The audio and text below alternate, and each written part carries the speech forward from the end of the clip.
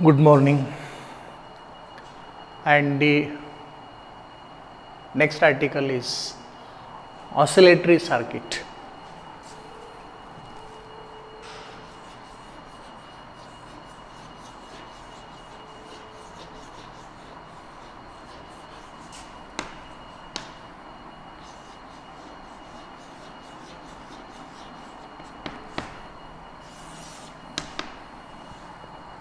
Whenever we talk of oscillations, we need a circuit which can produce the oscillations. You know simple pendulum, it is mechanical oscillator. It performs mechanical simple harmonic motion. You can consider any such oscillator. Such oscillators are always used for production of oscillations. In this chapter, in this unit, we are interested in production of electrical oscillations. We are not interested in the production of mechanical oscillations. So when we talk of electrical oscillations, we need certain oscillatory circuit. Oscillatory circuit is also known as tank circuit. We need some oscillatory circuit. This oscillatory circuit is also known as tank circuit. Why the name tank? Water tank, diesel tank, petrol tank. Just similar to that, tank circuit. It can produce the sinusoidal oscillations continuously. It can produce the sinusoidal oscillations continuously of desired frequency, and these oscillations will be sustained oscillations. There won't be damping of the oscillations. There will be no change in the amplitude of the oscillations. For this purpose, we need the oscillatory circuit. The oscillatory circuit is a tank circuit, which is nothing but parallel combination of a capacitor and an inductor. Tank circuit, oscillatory circuit is nothing but parallel combination of a capacitor and an inductor. Capacitor stores the electrical energy in electrostatic form, whereas inductor stores the electrical energy in electromagnetic form. When we consider parallel combination of a capacitor and an inductor as an oscillatory circuit, as a tank circuit, capacitor can store the electrical energy in electrostatic form, whereas inductor can store the energy in electromagnetic form. Let us see how to use this parallel combination of capacitor and inductor as an oscillatory circuit. Let us see how this circuit can generate the sinusoidal oscillations. The sinusoidal oscillations of a desired frequency. For this, let me draw few figures. The first figure is this.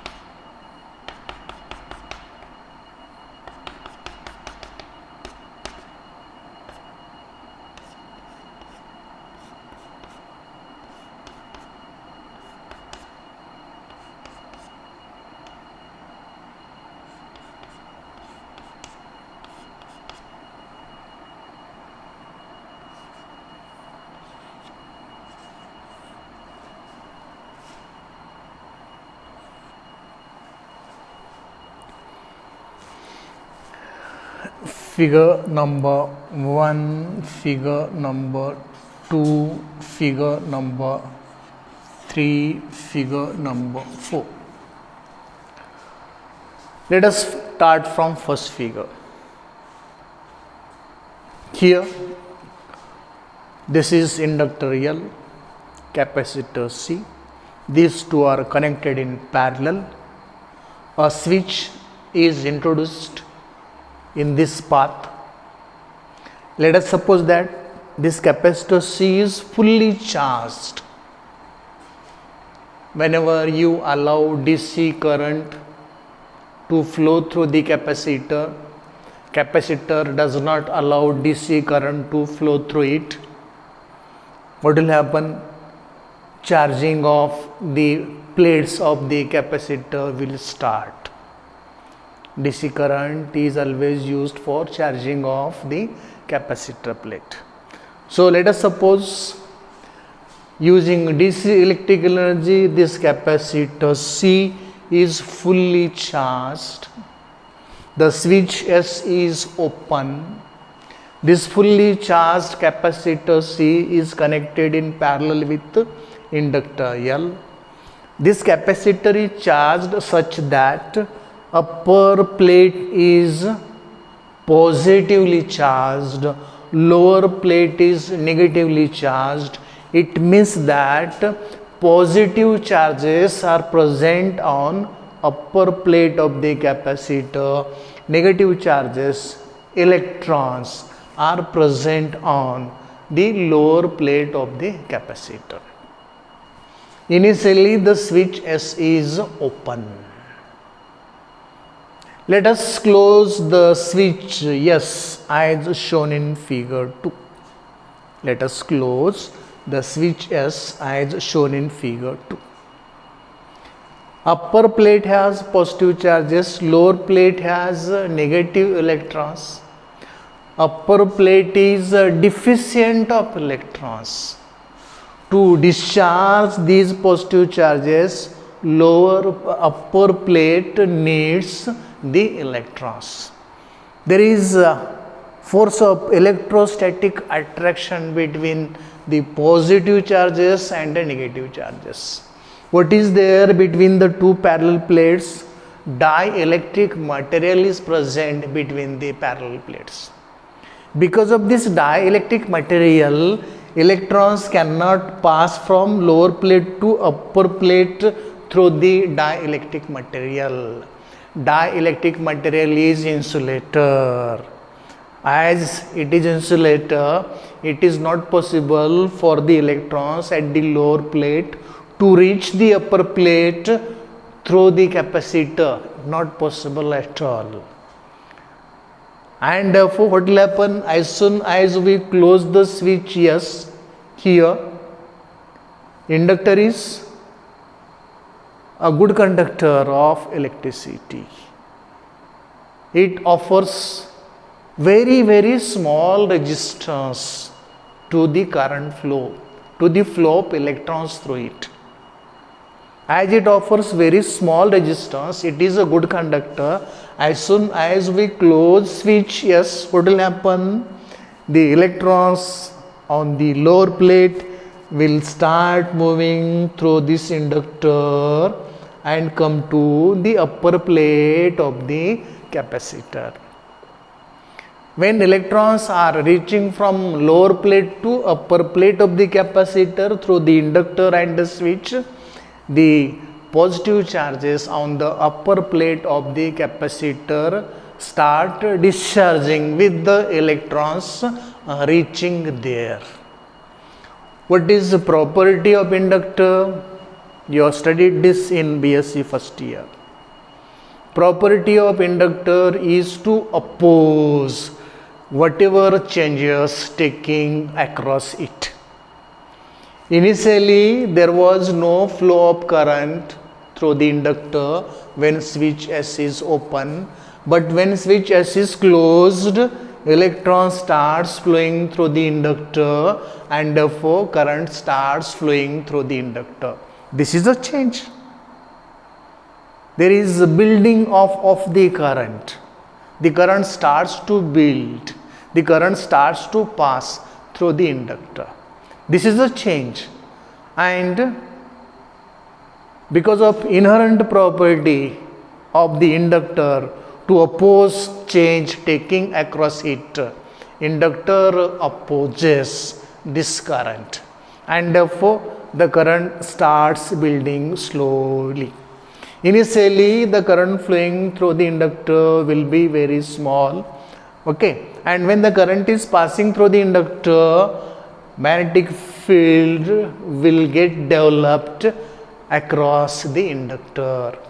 This is the magnetic field developed across the inductor when the current is passing through the inductor.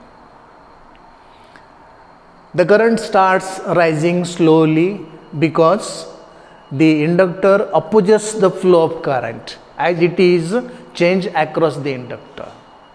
Then the current starts increasing.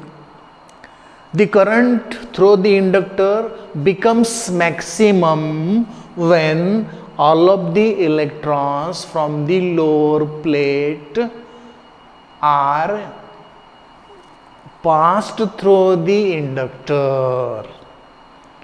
When all of the electrons on the lower plate passed through the inductor, current through the inductor is maximum. Now no electron is present on the lower plate. As no electron is present on the lower plate, there is no motion of electron through the inductor. As there is no motion of electron through the inductor, the current through the inductor starts decreasing. This is again a change, and inductor opposes this change. It does not allow the current to decrease. The magnetic field developed here starts dislodging electrons from the lower plate.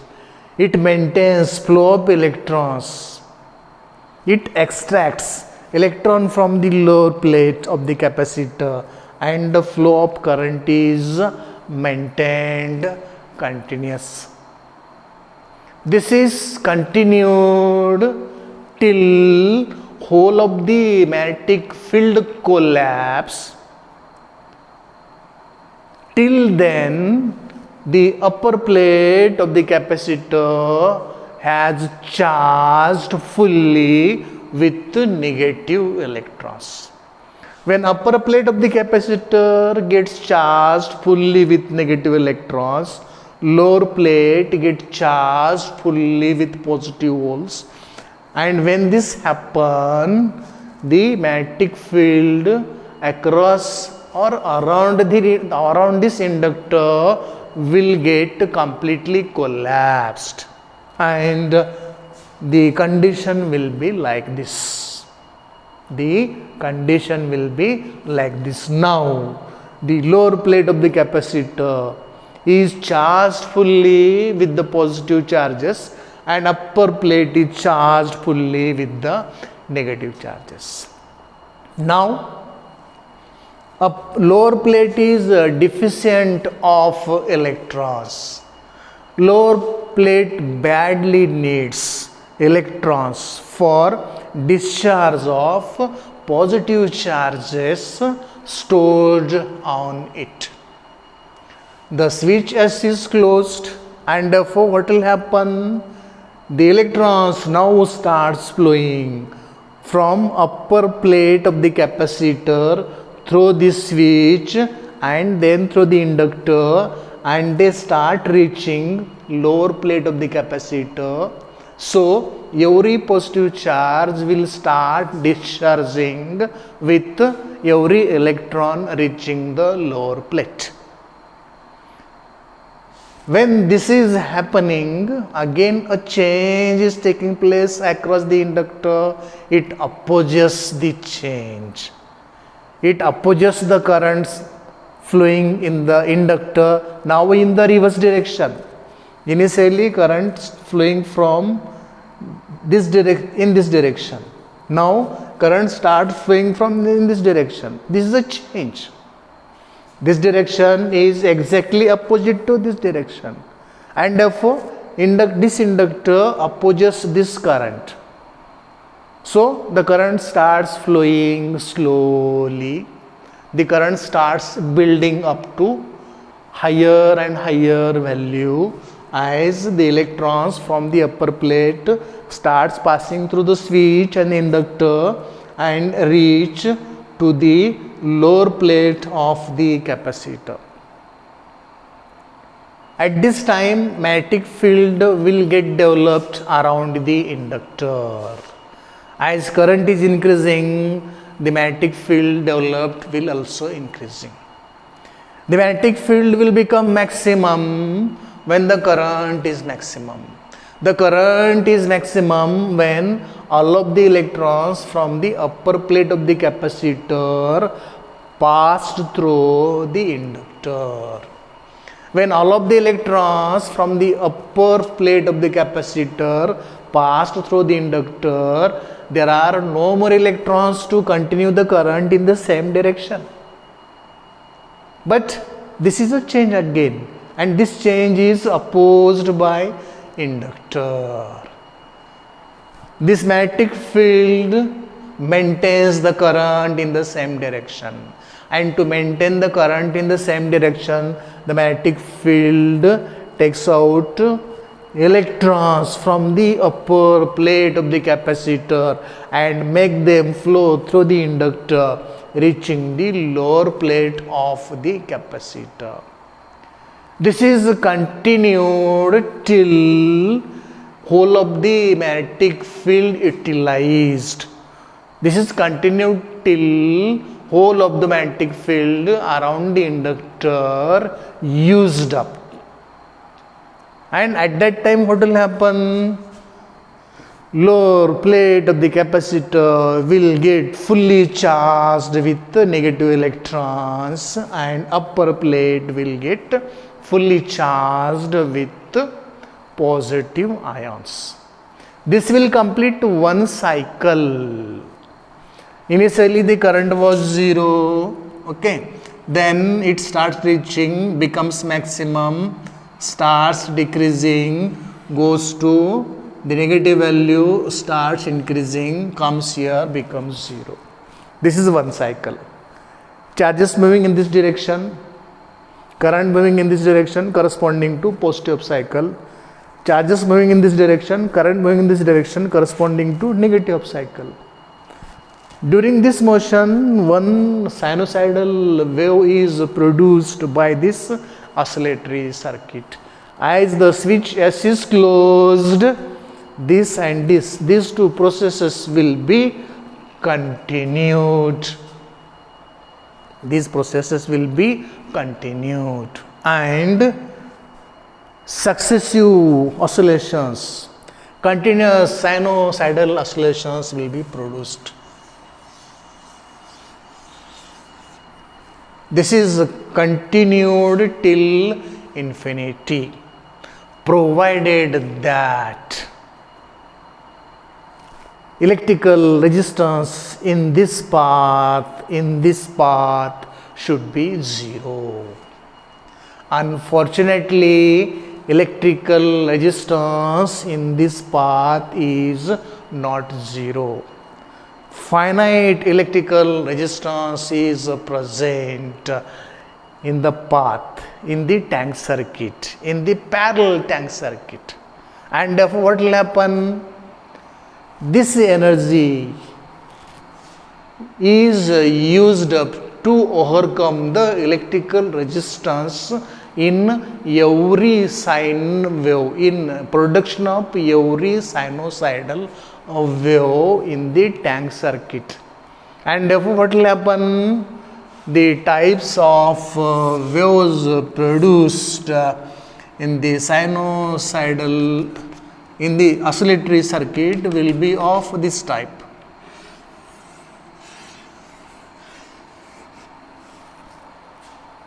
The sinusoidal oscillations produced by this oscillatory circuit will be of this type, because the tank circuit has a certain electrical resistance, the path through which charging and discharging of the capacitor is taking place, the path through which charging and discharging current of the capacitor is passing has electrical resistance, and to overcome that electrical resistance, some energy of this wave is lost in every cycle, and therefore amplitude will go on decreasing continuously, and the sinusoidal oscillations produced by the oscillatory circuit will be damped sinusoidal oscillations. But as we know, damped sinusoidal oscillations are not significant. They are of no use. We need sustained oscillations. We need undamped oscillations like this, whose amplitude will remain constant with respect to time. It will not change at all. It will remain constant. For this, what to do? For this, we have to use positive feedback. Whatever amount of energy is lost in every cycle of production of the sinusoidal waves, that much energy should be provided back to the oscillatory circuit. If that much energy is provided to the oscillatory circuit in every cycle of production, there will be no damping. The amplitude will not decrease. The amplitude will remain constant, provided that we have to use positive feedback. Using positive feedback meaning that we have to supply the amount of energy to the oscillatory circuit lost in production of every sinusoidal wave. If this is done, there is no decrease in amplitude of the sinusoidal wave produced by the oscillatory circuit, and sustained undamped oscillations of constant frequency and constant amplitude will be produced by this oscillatory circuit. The frequency produced by this oscillatory circuit is resonant frequency of this tank circuit. The frequency produced by this oscillatory circuit will be the resonant frequency of this parallel circuit, and resonant frequency of this parallel circuit is given by the formula F is equal to 1 divided by 2 pi square root of L into C,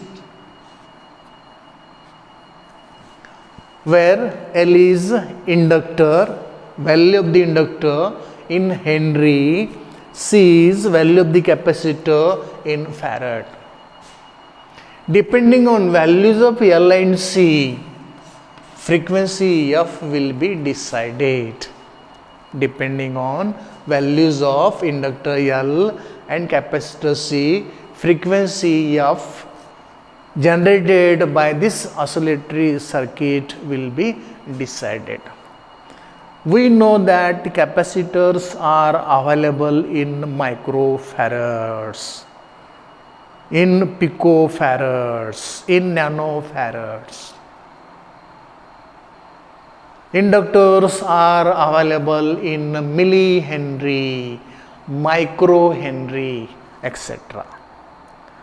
When we use capacitors in microfarad, nanofarad or picofarad, and inductors in millihenry, microhenry, etc., these are coming, these lower values, micro, nano, pico, these are very lower values.